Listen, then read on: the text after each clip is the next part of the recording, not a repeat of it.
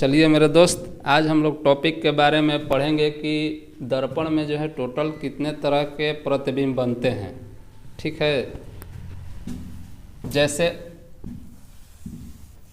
आपके टोटल जो है 3 तरह के दर्पण होते हैं। एक होता है उत्तल दर्पण, एक होता है समतल दर्पण और आपका एक होता है अवतल दर्पण। हम लोग तीनों दर्पण के बारे में बहुत अच्छे तरीके से समझेंगे कि कैसे इमेज बनता है। ठीक है, आइए देखते हैं पहले उत्तल दर्पण के बारे में।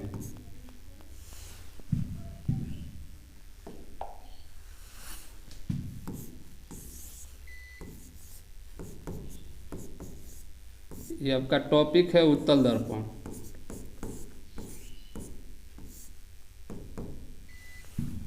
इसको हम लोग बोलते हैं कॉनकेव,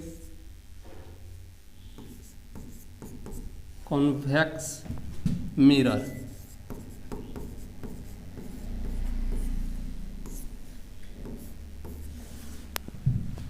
इसमें जो प्रतिबिंब बनता है मेरा दोस्त, ठीक है, काल्पनिक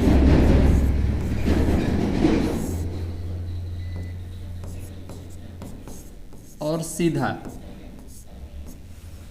काल्पनिक को ही हम लोग आभासी के नाम से, जैसे कोई भी चीज़ हम लोग कल्पना करते हैं, ठीक है, तो आभास का मतलब ये होता है यानी कि कल्पना करना, यानी आभास करना, यानी इसको हम लोग आभासी भी कह सकते हैं।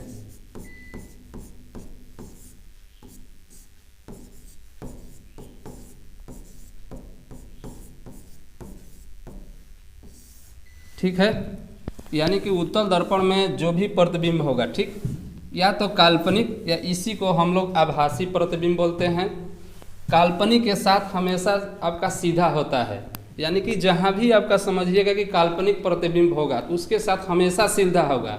कभी भी काल्पनिक के साथ आपका उल्टा प्रतिबिंब नहीं बन सकता है। ठीक है, दूसरा हम लोग देखेंगे अवतल दर्पण के बारे में।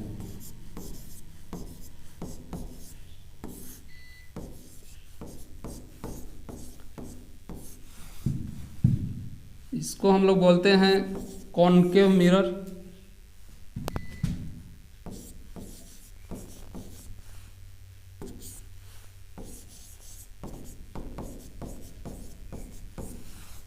चलिए अब इसके बारे में हम लोग समझेंगे कि इसमें कैसे कैसे प्रतिबिंब बनता है। ठीक है, देखिए अवतल दर्पण में जो भी प्रतिबिंब बनता है इसमें दोनों बनता है, यानी कि काल्पनिक भी बनता है और प्लस में उसके साथ वास्तविक भी बनता है। यानी कि देखिए जब काल्पनिक होगा तो उसके साथ सीधा भी होगा और जिसके साथ आपका वास्तविक होगा उसके साथ आपका उल्टा होगा।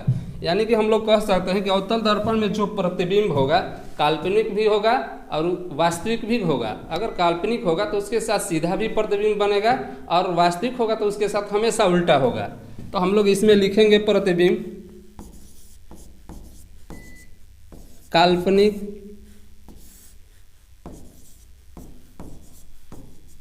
प्रतिबिंब। काल्पनिक प्रतिबिंब को मेरे दोस्त इसको हम लोग आभासी प्रतिबिंब कहते हैं, यानी कि आभासी, इसी को ही हम लोग बोलते हैं। अगर काल्पनिक प्रतिबिंब है तो इसके साथ समझिएगा कि हमेशा सीधा प्रतिबिंब बनता है, कोई भी कंफ्यूजन का बात नहीं है। जहाँ भी काल्पनिक होगा समझिए उसके साथ हमेशा सीधा प्रतिबिंब होगा। और एक इसमें बनता है आपका वास्तविक प्रतिबिंब।